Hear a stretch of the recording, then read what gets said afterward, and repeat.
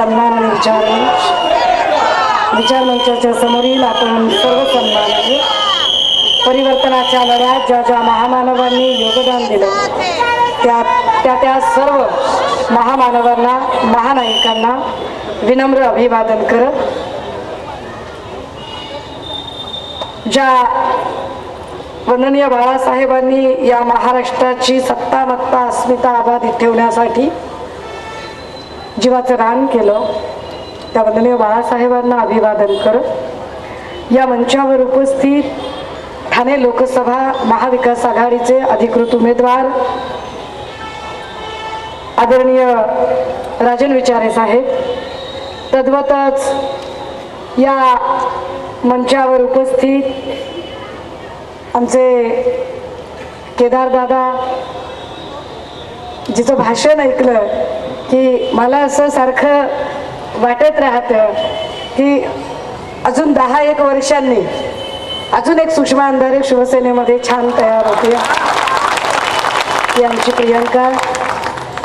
Congress, Rashtrawadi Congress Sharadchandraji Pawar, Shiv Sena Uddhav Balasaheb Thackeray, CPI, CPM, शेतकरी Kamgar Paksha, Aam Aadmi Party, Republican Party of India Deepak भाऊ निकाळजे, स्वाभिमानी रिपब्लिकन पार्टी ऑफ इंडिया आणि विविध राजकीय सामाजिक संघटनांचे सन्माननीय प्रतिनिधी, डिजिटल तथा प्रिंट माध्यमांचे मान्यवर प्रतिनिधी आणि आपण सर्व भावांनो आणि बहिणींनो, काहीही बोलण्याच्या आधी अगदी सुरुवातीला सन्माननीय अरविंदजी केजरीवाल यांची आज जामिनावर जी सुटका झाली त्याबद्दल आम्ही त्यांचं मनपूर्वक अभिनंदन करतो.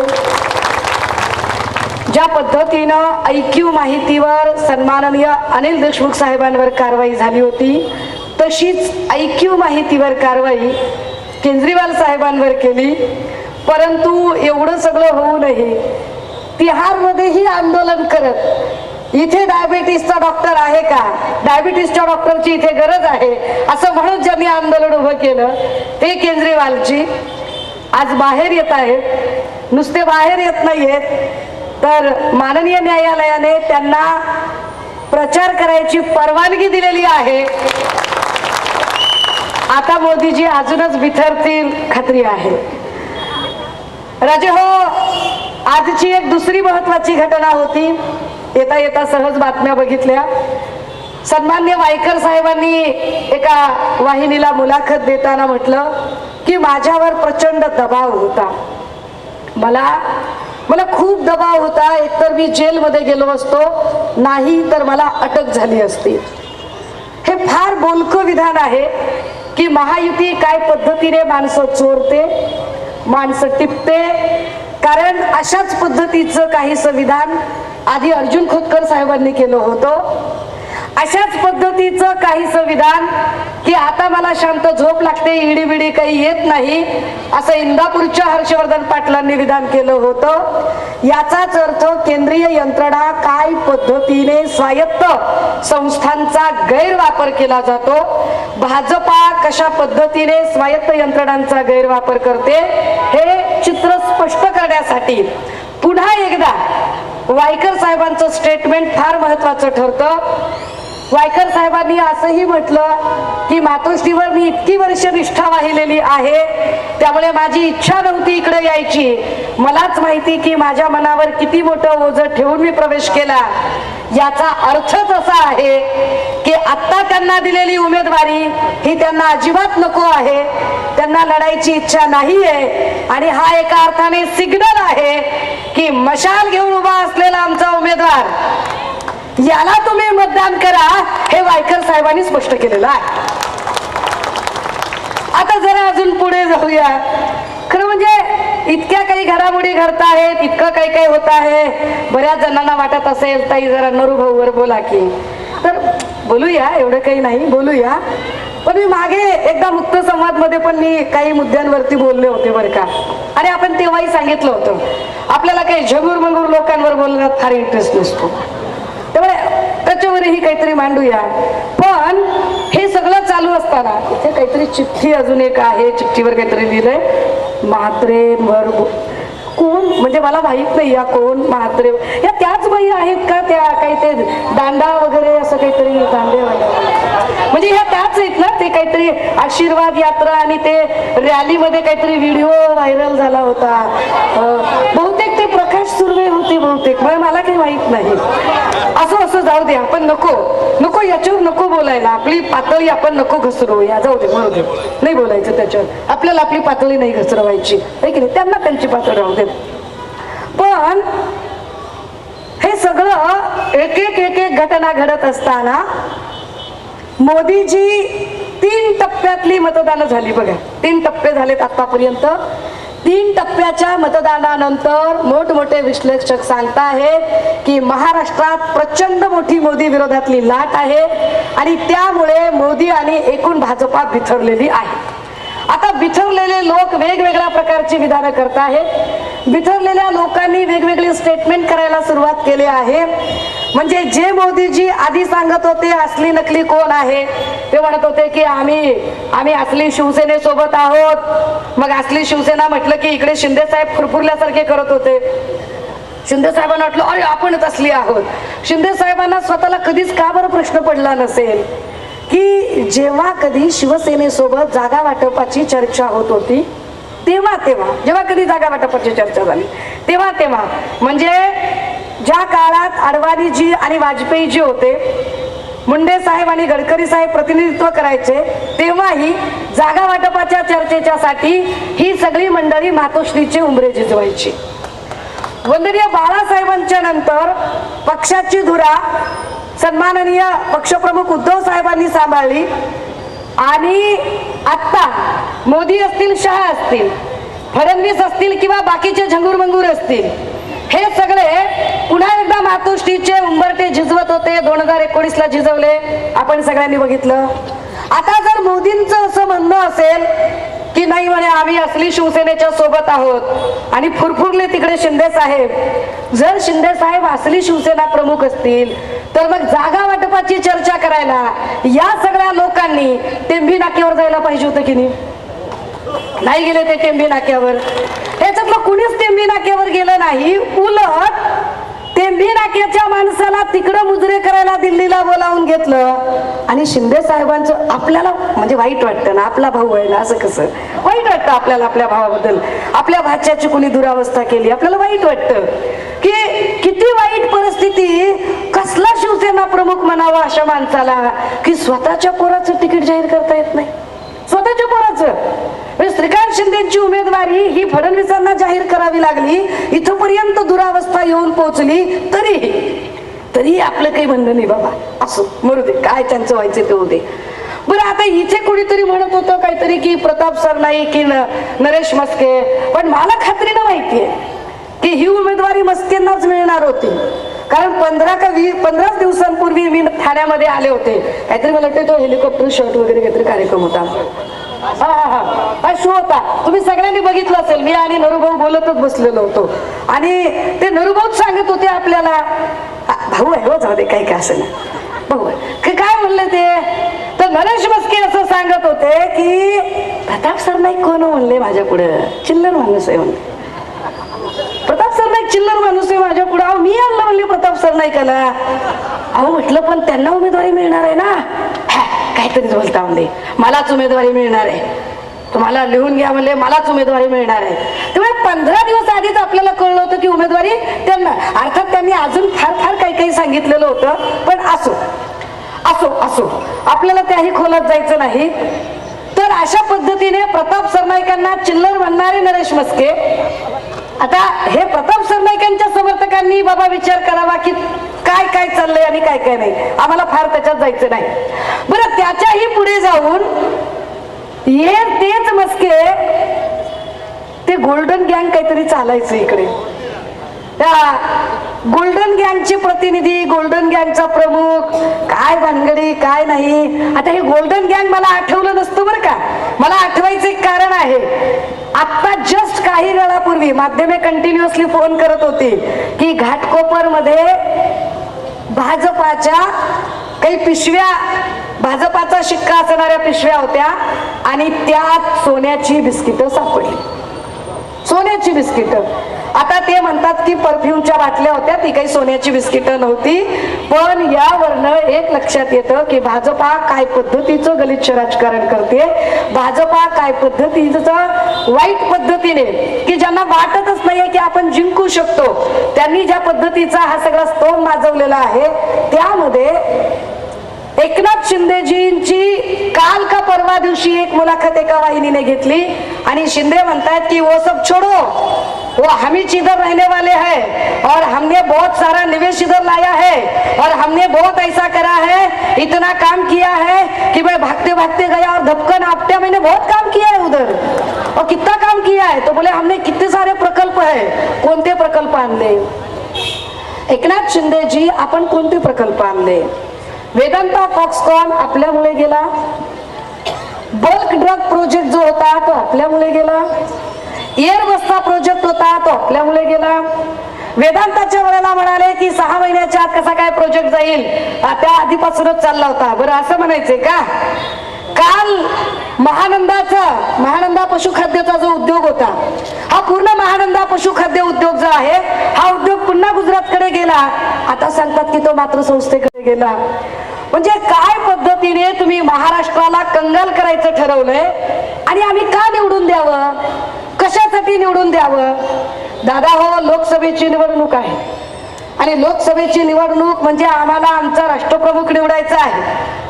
आता आम्हाला आमचा राष्ट्रप्रमुख निवडताना दुपारी देवेंद्र फडणवीस बोलतायत आणि देवेंद्रजी म्हणतायत की बघा म्हणे, आमच्याकडे तर आम्ही ठरवलं की मोदीजींना पंतप्रधान करायचं आहे, पण महाविकास आघाडीकडे अजून पंतप्रधान पदाचा उमेदवारच ठरलेला नाहीये. फडणवीसजी, मला वाटलं की जरा तरी आपण अभ्यास करून बोलत असाल. इतके कसे आपण गावठी चाणक्य आहात, असे कसे गावठी चाणक्यासारखे बोलताय? अहो फडणवीसजी, भाजपामध्ये हुकुमशाही चालते, मोदी म्हणतील ती पूर्व दिशा. याच्या आधी कधीही अटल सरकार किंवा अजून असं सरकार असे शब्द वापरले गेले नव्हते. आता तुम्ही फक्त मोदींना पंतप्रधान करायचं म्हणता, तुम्ही भाजपला सत्तेत आणायचं म्हणतच नाही, तुम्ही म्हणता मोदींना पंतप्रधान करायचं. पण फडणवीसांना आणि तमाम भक्तुल्यांना एक गोष्ट कळायला हवी, महाविकास आघाडी एक जॉईंट फॅमिली आहे. या जॉईंट फॅमिलीमध्ये अनेक पक्षाचे लोक आहेत. बरं, फडणवीस किती गावठी चाणक्य बघा. गावठी चाणक्याचं म्हणणं काय की आपल्याकडे अमुक आहे, अमुक आहे, अमुक आहे आणि आपली एवढ्या सगळ्या पक्षांची मिळून महायुती आहे आणि त्यांची वेगवेगळ्या पक्षाची खिचडी आहे. म्हणजे त्यांची म्हणजे महायुती आहे आणि इकडच्यांची म्हणजे खिचडी आहे. आपण ज्या वेळेला काम करतो तेव्हा म्हणायचे ह्यांचं ट्रिपल इंजिनचं सरकार आहे, काय यांची ट्रिपल रिक्षा आहे, ट्रिपल रिक्षा आहे. आता काय म्हणतात, हे आमचं ट्रिपल इंजिन आहे. म्हणजे आपलं ठेवायचं झाकून. ज्या काही एकूण न्यायाने यांची सगळी भाषणं चाललेली आहेत, यावरनं एक स्पष्ट होत आहे की फडणवीसांना हे लक्षात आलेलं नाही की आम्ही लढतोय तुमच्या हुकुमशाहीच्या विरोधामध्ये. इथे महायुती म्हणून तुम्ही जेव्हा तुमच्या एका माणसाला प्रोजेक्ट करता तेव्हा आम्ही असं म्हणतोय की काँग्रेस, राष्ट्रवादी काँग्रेस, शिवसेना, आम आदमी पार्टी, शेकाप, इकडे तेजस्वी यादव असतील किंवा ममता बॅनर्जी असतील किंवा आमच्या सोबत असणारे अनेक लोक असतील, हे सगळे मिळून ठरवतील. निवडणूक झाल्यावर लोकशाही पद्धतीने निर्णय होईल, तुमच्यासारखा हुकुमशाही पद्धतीने होणार नाही. पण तरीही जर फडणवीसांना असं काही सांगायचं असेल की आम्ही फार काम केलं, आम्ही फार काम केलं, तर ठाणेकरांनो समजून घ्या. ते म्हणतायत की आम्हाला मोदींना पंतप्रधान करायचं, त्यांनी म्हणणं समजू शकते मी. इकडं नरेश मस्के पण म्हणतो की मोदींना पंतप्रधान करायचं, कल्याणमध्ये श्रीकांत शिंदे पण म्हणत असतो की मोदींना पंतप्रधान करायचं. मला काही गणित कळलं नाही. म्हणजे गेला बाजार समजा नरेश मस्केंनी जर सांगितलं की बाबा माझ्यासारख्या अत्यंत, म्हणजे मला मस्केला उमेदवारी म्हणजे मस्करीच करण्यासारखं आहे ना, तरी माझ्यासारख्या माणसाला उमेदवारी दिली, हे उपकार आहेत शिंदे साहेबाचे, मला शिंदे साहेबांना पुढे करायचंय म्हणून मी लढतोय, असं म्हणणं आपण समजू शकतो. किंवा श्रीकांत शिंदेनी म्हणावं की आमचे वडील परमपूज्य त्यांना मोठं करायचंय म्हणून खासदार करा, समजू शकतो. हे दोघं वेगळ्या पक्षाचे सांगतात आम्हाला मोदींना पंतप्रधान करायचंय. कशा पायी दुसऱ्याच्या लग्नात बुंदी वारायला, कशा पायी? म्हणजे उगाचच आपलं लगीन लोकांचं असं नाही करावं त्यांनी. पण तरीही जेव्हा ते म्हणतात की मोदींना पंतप्रधान करायचं, तर आमचं त्यांना ठाम म्हणणं आहे की मोदींना का पंतप्रधान करायची याची किमान 5 कारणं आम्हाला सांगा की मोदींना का पंतप्रधान करायचं. आम्ही तुम्हाला मोदी आम्हाला का नको आहेत याची 50 कारणं देतो. 50 कारणं की आम्हाला मोदी का नको आहे. तर क्रमांक 1, ज्या माणसाने सांगितलं होतं की मी महागाई कमी करणार आहे, तो माणूस आता महागाईचा म बोलायला तयार नाहीये. गाय गाय गाय गाय गाय करायला लागले, पण महागाईचं काय? गायीवर बोलणाऱ्या लोकांनी महागाईवर बोलणं का टाळलंय त्याच्यावरती आधी आम्हाला सांगा. महागाईचे दर जे आकाशाला भिडलेले आहेत, सामान्य माणसाने कसं जगायचं यावर त्यांनी आम्हाला सांगितलं पाहिजे. जे लोक आम्हाला सांगतात की मोदींना पंतप्रधान करायचे, आम्ही त्यांना सरळ साधे प्रश्न विचारतोय. अरे मोदीची 10 वर्षाची कारकीर्द धरतच नाही मी 9 वर्षाची कारकीर्द धरते. 9 वर्षातल्या तुमच्या कारकिर्दीवर मला तुम्हाला 9च प्रश्न विचारायचे. 9च, जास्त सुद्धा नाही. जर फडणवीसांना असं वाटतंय आणि तमाम भक्तुल्यांना भाजपच्या असं वाटतंय आणि काही भिकार भाजण्यांना असं वाटतंय की मोदींना पंतप्रधान करायचंय, तर काही प्रश्नांची उत्तरं द्या. मोदींनी सांगितलं होतं मन की बात मध्ये खासदार दत्तक ग्राम योजना. म्हणजे काय की भाजपचा प्रत्येक खासदार एक गाव दत्तक घेईल आणि त्या गावाचा कायापालट करेल. देवेंद्रजी, महाराष्ट्रातले मला 9 खासदार सांगा. तुम्ही 9 खासदार सांगावे, त्यांची 9च गावांची नावं सांगावी की जी गावं त्यांनी दत्तक घेतली आणि 100% त्याचा कायापालट केला. 9च खासदार सांगावे, जास्त काही नाही. मोदींनी सांगावं त्याचं, किंवा देवेंद्र फडणवीसांनी त्याबद्दल बोलावं. ते बोलू शकतात का बघा त्याच्यावर. आम्हाला तुम्ही 9च असे जिल्हे सांगा. देवेंद्र फडणवीस फार आकडेवारी देत आहेत. मी 2-4 दिवसापासून त्यांची टीव्हीवर आकडेवारी ऐकते. आम्ही हे केलं, आम्ही ते केलं, शेतकऱ्याला एवढे दिले, नोकरदाराला तेवढे दिले. फडणवीसजी आणि मोदीजी दोघांनाही की तुम्ही आम्हाला 9च जिल्हे असे सांगा महाराष्ट्रातले की ज्या 9 जिल्ह्यामध्ये एकाही शेतकऱ्याने आत्महत्या केली नाही. 9 जिल्हे सांगावेत त्यांनी. फडणवीसजी, तुम्ही आम्हाला फक्त आणि फक्त 9 अशी राज्य त्यांनी आम्हाला सांगावीत की ज्या 9 राज्यांमध्ये एकाही दलित अल्पसंख्याकांवर अत्याचार झालेले नाही. फडणवीसांनी आम्हाला 9 जिल्हे महाराष्ट्रातले असे सांगावेत की भाजपच्या काळात त्या 9 जिल्ह्यांमध्ये नवे हॉस्पिटल्स तयार झालेले असतील आणि गव्हर्नमेंट हॉस्पिटल्स मध्ये सगळे इक्विपमेंट आलेले असतील. 9, जास्त सुद्धा नाही. फडणवीस आणि मोदींना आमचं खुलं आव्हान आहे. भाजपचे असे 9 नेते सांगावेत त्यांनी. 9 नेते की गेल्या 10 वर्षात तुम्ही ज्या हजारो धाडी मारल्या ना, ईडीच्या नावाखाली आणि ब्लॅकमेल केलं, अत्तल हन्ना लत्ताय म्हणत जे तुम्ही धाडी मारल्या, त्याच्यात 9 भाजपचे नेते आहेत का सांगा. 9च नेते सांगा. का? भाजपच्या लोकांकडे पैसे नाहीत का? भाजपच्या खासदाराकडे पैसे भिका लागल्या सगळ्यांना? माधुकरी मागून जगतात का? हा ब्रह्मचर्य झाले का सगळे? म्हणजे तुम्ही ईडीचा गैरवापर हा फक्त आणि फक्त इथल्या इतरच लोकांवरती केला. भाजपच्या लोकांना तुम्ही सपशेल सोडून दिलं. तरीही मोदीजी मगाशी सांगत होते विनायक राऊत साहेब की तेलंगणामध्ये जाऊन काय गरज पडते बोलायची. होय, गरज पडते मोदींना गरज पडते की उद्धव ठाकरेंवर त्यांनी तेलंगणामध्ये जाऊन बोलावं. मोदींना गरज पडते की भारतातल्या कुठल्याही राज्यात त्यांनी जाऊन बोलावं.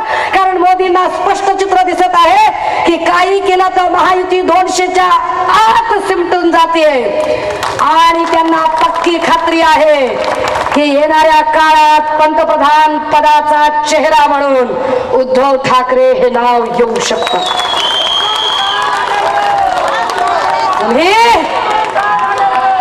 देवेंद्र फडणवीसांनी सांगायचं मी शिल्लक सेनेबद्दल बोलत नाही, तुम्ही संपलेले आहात. अरे फडणवीस साहेब, जर आम्ही संपलेले आहोत तर तुमच्या त्या मालकाला सांगा ना, मालक कशाला नंदुरबार मधून आम्हाला अर्ज करतोय? क्यों मोहब्बत की फरियाद और पैगाम लेके वो नंदुरबार में बोल रहा था? मालिक से पूछो मालिक से कि क्यों तुम्हारा मालिक इतना हमसे मोहब्बत भरा अपील कर रहा है, क्यों बार बार love you love you love you कह रहा है, क्यों कह रहा है? पैरों तले से जमीन खिसक गई है। कभी अदानी, कभी अंबानी, कभी हिंदू, कभी मुस्लिम, हर तरह की पैत्रेबाजी कर ली, सगळी पैत्रेबाजी केली, पण लक्षात आलं की अरे काहीच होऊ शकत नाही। मग आज नंदुरबार मध्ये म्हणता है मैं उद्धव जी से और पवार जी से अपील करता हूँ कि हमारे साथ आइए।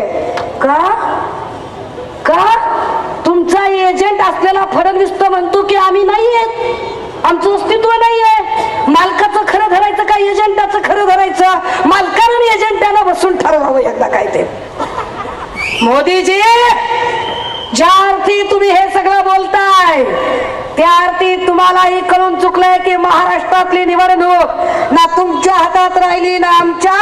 महाराष्ट्रातली निवडणूक महाराष्ट्राच्या जनतेने आपल्या हातात घेतली आणि जनतेने ठरवलंय की महाराष्ट्राची जनता काही सहन करेल, पण महाराष्ट्राची जनता दिल्ली समोर झुकणार नाही। महाराष्ट्राची जनता विश्वासघात सहन करणार नाही। तुम्ही ज्या पद्धतीचा विश्वासघात केला, कोपच्यात घेतात कोपच्यात।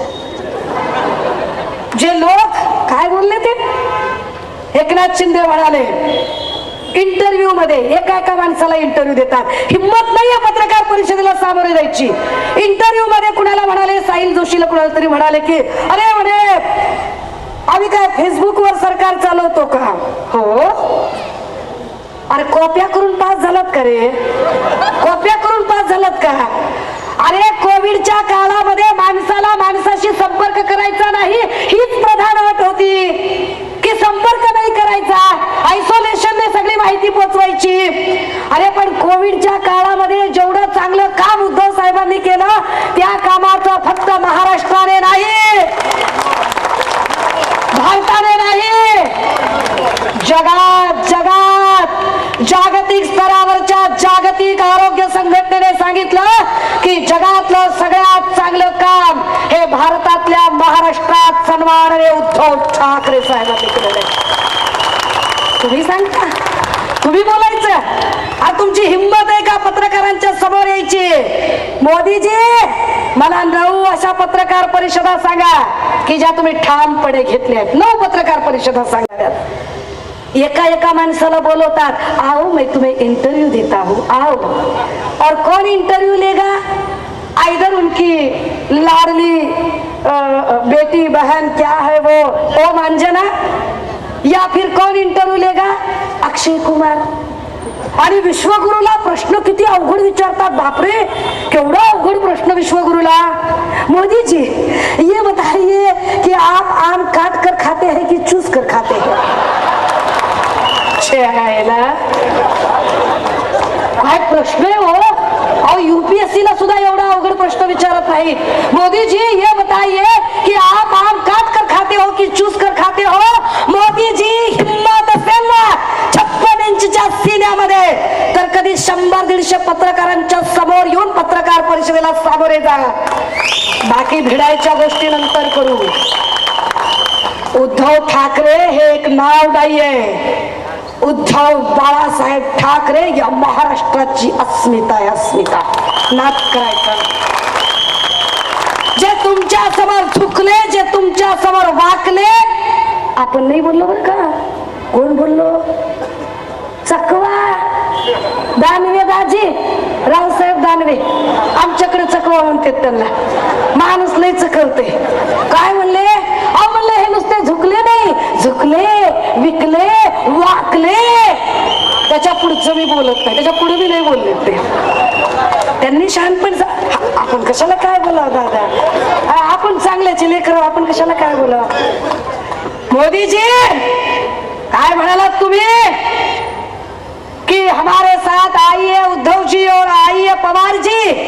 पवार साहब ने तो खैर सुबह ही कहा कि आने का सवाल ही नहीं आता, पण शिवसेना उद्धव बाळासाहेब ठाकरे पक्षाची जबाबदार पदाधिकारी म्हणून अगदी पक्षाच्या वतीने ठामपणे तुम्हाला सांगितलं पाहिजे, ठामपणे सांगितलं पाहिजे की मोदीजी ज्यांनी या महाराष्ट्रातल्या मायमाऊल्यांचा सन्मान केला नाही, या महाराष्ट्रातल्या आया बहिणींच्या बद्दल गलिच्छ भाषा वापरली, मग तो अब्दुल सत्तार असेल, तुमचा लाडका राम कदम असेल किंवा तुमचे चहेते अनेक नेते असतील, राहुल शेवाले सकट सगळे,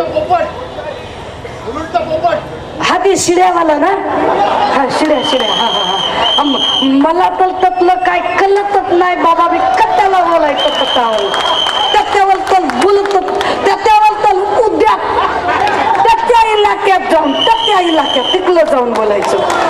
दादा हो, का आम्ही ही भूमिका मांडतोय?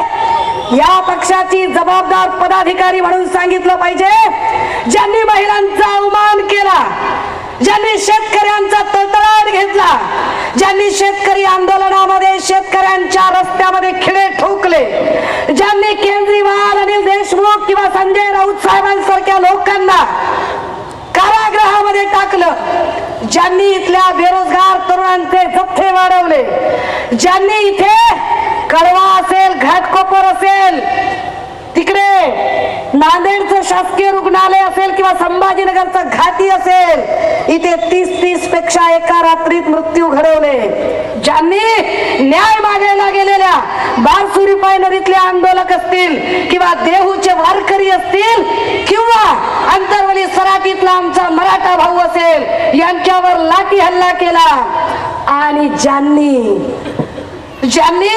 वंदनीय बाळासाहेबांचा पक्ष संपवण्याचा अत्यंत कुटील डाव रचला. मोदीजी, अशा भाजपा सोबत आम्ही कधीही येणार नाही, नाही, नाही. दादा हो, लक्षात ठेवायचं, वो बुलाती है मगर, इकडे वो बुलाती है मगर यस जाने का नहीं. आणि या सगळ्यांच्या मध्ये अजून एक गोष्ट राजे हो, मी वारंवार सांगते आणि सगळीकडे सांगते, हे का असं करतायत बरं? का मोदींना हे सगळं सांगावं असं वाटतंय? आत्ताच का बरं मोदींना 3 टप्पे झाल्यावर हे सगळं सुचतंय? तर त्याची कारणं आहेत. मोदींना हे आत्ताच सगळं सुचतंय कारण मोदींनी सगळं करून बघितलं. आधी मंगळसूत्राचा मुद्दा काढला, कोण बोलतंय मंगळसूत्रावर? कोण? ज्याला मंगळसूत्राचं महत्वच कळत नाही तो, त्याने बोलावं, त्यांनी सांगावं आम्हाला बोलतोय कोण. मग त्यांनी हिंदू मुस्लिम करून बघितलं, काय म्हणाले?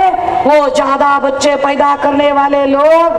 काय मोदीची पंतप्रधान पदावरच्या व्यक्तीला ही भाषा शोभत नाही. आणि विशेषतः हे सगळं बोलताना आपल्याला याचं भान असलं पाहिजे की आपण स्वतः 6 भावंडातले एक आहात, हे लक्षात घ्या. अरे पण त्याच्यात तुमचाही दोष नाही, आमचाही दोष नाही. 30-40 वर्षांच्या पूर्वी कुठल्याही लसी जेव्हा विकसित नव्हत्या त्यावेळेला परिस्थिती अशी होती की एकापेक्षा जास्त मुलं जन्माला घातली जायची कारण साथीच्या रोगात माणसं मरायची. आता वैद्यकशास्त्र प्रगत झालेलं आहे, त्यामुळे आता काही प्रॉब्लेमच नाहीये. पण यावरून तुम्ही धार्मिक किती तीड निर्माण केली, पण एवढी सगळी धार्मिक वक्तव्य केली तरी फरक पडला नाही, तरी फरक पडला नाही. मग त्यांना हे सगळं बोलण्याची गरज पडतीये. मग त्यांनी आता हे सुरुवात केली की आप मेरे साथ आओ, आप मेरे साथ आओ, मेरी बड़ी मित्रता है. और जब उद्धव जी बीमार थे तो मैं रश्मि वहिनी से फोन पर बात किया करता था. मी वहिनींना म्हटलं, विचारलं, म्हणलं वहिनी खरंच फोन करत होते का? आता आपल्याला माहित नाही ना, परत कुणी म्हणायला नको की तुला काय माहिती, तर विचारून घेतलं पाहिजे. वहिनी नुसत्यात मुश्किल हसल्या आणि म्हटल्या जाऊ दे, आता मला काही याच्यावर बोलायचं नाहीये, कारण इतक्या खोटारड्या लोकांच्या कुणी नादाला लागायचं. जो माणूस म्हणतोय की मेरी उद्धव जी से मित्रता थी, ये कौन सी मित्रता थी मोदी जी कि एक तरफ तो आप बोलते हो कि मेरी उद्धव जी से मित्रता थी और उसी मित्र को जब वह मित्र एक मृत्यु शैया पर है, जब वह मित्र बड़ी ही गंभीरता से एक बड़ी बीमारी से जूझ रहा है, तभी उसका राजपाट खींचने के लिए आप उसी के कुछ लोगों को अलग अलग तरह से अपनी ओर खींचते हो, आपको पता ही नहीं था? अगर ऐसी मित्रता होगी जो धोखेबाजी से भरी है, तो शायद ऐसी मित्रता मोदी जी आपके वहां रहती होगी। ये महाराष्ट्र है और महाराष्ट्र में छत्रपती शिवराय जी का मर्द मावला रहता है, जी आम्ही माणसं शब्दासाठी जीव देणारी माणसं आहोत, प्राण जाय पर वचन न जाय असं म्हणणारी आम्ही माणसं आहोत। दादा हो, आपल्याला काय ही निवडणूक महत्वाची आहे? राऊत साहेब बोलले ते योग्य बोलले की एक खासदार निवडून द्यायचा म्हणून नाही, कारण खासदारकीचा आणि आमदारकीचा आम्हाला अप्रूपच नाही। मुख्यमंत्री पद जिथे आम्ही सहज सोडलं होतं, 2 वेळा खासदार झालेत राजन दादा, आणि तिसऱ्यांदा होणार त्याच्याबद्दल काही वादच नाही। मी तर 10 वेळा मीडियाला सांगितलं, BBC मराठी पासून ते प्रिंट पर्यंत सगळ्यांना सांगितलं की साक्षात मोदींनी जरी फॉर्म भरला तरी इथे राजन विचारे आम्हाला तो विश्वास आहे। का वाजवत आहे? मला मगापासून कळलं की शिट्ट्या का चालल्या। आता ह्या सगळ्यांच्या मध्ये आम्हाला का नकोय, पण ही निवडणूक का गरजेची आहे? दादा हो, गेल्या 10 वर्षात कायदे सुव्यवस्थेचे 3, 13, 9, 18 करून टाकले। घटना बदलण्याची भाषा सुरू झाली। ज्या पद्धतीने हे वन नेशन वन इलेक्शन म्हणतात, म्हणजे एका अर्थाने घटना बदलण्याचा अजेंडा आहे। पोलिसांचा कसलाच धाक नाही। कल्याण आणि ठाण्यामध्ये सगळ्यात राज्यातला सगळ्यात मोठा जो क्राईम रेट आहे तो कल्याण आणि ठाण्यामध्ये आहे। पोलिसांचा कुठे धाक? अरे कधी काळी लोक मारामारी करायचे, खून पाडायचे, पण कुठे निर्जन अंधाऱ्या रस्त्यात करत असतील। आता परिस्थिती काय? फेसबुक लाईव्ह करून मारायला लागले। पोलीस स्टेशन मध्ये निवडणुकीत मारामारी, फेसबुक लाईव्ह करून मारामारी, आणि पोलीस स्टेशन मध्ये गोळीबार सुरू झाला। कसा पोलिसांचा धाक राहील? एक नितेश राणे सारखा पोरगा उभा राहतो आणि तो म्हणतो, काय करणार आहात रे? काय करायचंय ते करा, आपला बाप सागर बंगल्यावर थांबलेला आहे। नितेश राणे, अरे कसं काय शक्य आहे की तुमचा बाप सागर बंगल्यावर? मला वाटलं नारायण भाऊचा पत्ता कणकवलीचा आहे, म्हटलं काही चुकलं असेल तर चेक करावं, पण नाही, तसं नाहीये। सागर बंगल्यावर देवेंद्र भाऊच राहतात। नारायण भाऊच्या जीवाला काय वाटेल? काय वाटेल त्यांच्या जीवाला? दादा हो, आणि तेच पुन्हा सांगतात, जेव्हा पोलीस रेकॉर्ड करायला लागले तर पोलिसांना त्यांनी सांगितलं, काय म्हणतात ते पोलिसांना? ते म्हणतायत की काय रेकॉर्ड करायचंय ते करा रे, फार फार तर काय कराल, माझा व्हिडिओ काढाल आणि फार फार तर आपल्या बायकोला नेऊन दाखवाल। पोलिसांबद्दलची भाषा, हा वर्दीचा अपमान आहे, हा कायद्याचा अपमान आहे। हा अपमान करणाऱ्या लोकांना जागा दाखवली पाहिजे। कोण नितेश राणे त्याचा काय म्हणून कुणी व्हिडिओ काढावा? असा कोण तू चिकना बांध तर नाहीस की तुझा व्हिडिओ काढून कुठे दाखवावा? अरे सुरू झालं म्हणता म्हणता संपले, काय संबंध आहे? काय संबंध आहे? राजे हो, बिथरल्यासारखे बोलतायत सगळे, आणि सगळी जाहिरात आहे बरं का, लक्षात घ्या। हे कुठेच नाहीये देशात, तर हे 200 पार जात नाही, पण राज्यातलं जबाबदारीने सांगते, मी गेली 40 दिवस झालं फिरतेय। भंडारा, गडचिरोली, चंद्रपूर, गोंदिया, रामटेक, नागपूर, वर्धा, यवतमाळ, बुलढाणा, हिंगोली, वाशिम, परभणी, धाराशिव, सोलापूर, माढा, हातकणंगले, कोल्हापूर, सांगली, रायगड, सिंधुदुर्ग, रत्नागिरी, महाड, मंडणगड, इकडे बारामती, संभाजीनगर, आणि अक्षरशः या सगळ्या ठाणे आणि सगळ्या परिसरात जेव्हा फिरते तेव्हा लक्षात येत आहे की महाविकास आघाडी 30 ते 35+ प्रदर्शन करते। आता तरी सुद्धा जे चित्र दाखवलं जात आहे ते जाहिरातीचं आहे, आणि तुम्हाला माहिती आहे की जाहिराती नेहमी वाईट गोष्टीच्या असतात। जाहिरात चांगल्या पुस्तकाची होत नाही, जाहिरात तुपाची होत नाही, जाहिरात बदामाची होत नाही। तुम्ही जेव्हा नेटफ्लिक्स किंवा अमेझॉन बघता, स्क्रोल करता, तेव्हा जी जाहिरात येते त्या जाहिरातीवर असतं, काय असतं? जंगली रमी पे आओ ना महाराज। जाहिरात काय आहे? बोलो जुबा केसरी। जाहिरात काय आहे? खूब जमेगा रंग जब मिल बैठेंगे 3 यार, आप मैं और बैक पाय पर। दादा हो, जाहिरात वाईट गोष्टींची असते। मोदींच्या जाहिराती जास्त दिसतायत कारण मोदी वाईट विचारांचे आहेत। त्यांचा विचार जाती धर्मात विष पसरवणारा आहे। शेवटचं सांगितलं पाहिजे की आम्हाला जाती धर्मात सलोखा हवा आहे, शांतता हवी आहे आणि म्हणून या भागात ब्लॅकमेलर, खंडणीखोर, वसुली करणारा, एजंटगिरी करणारा, पक्ष फोडणारा, चापलुसी करणारा उमेदवार नाही तर धर्मवीर आनंद दिघेंचा पट्ट शिष्य आणि सन्माननीय वंदनीय बाळासाहेबांची निष्ठा राखणाऱ्या राजन विचारे साहेबांना आम्हाला निवडून द्यायचं आहे. थांबते, रजा घेते. जय हिंद, जय महाराष्ट्र.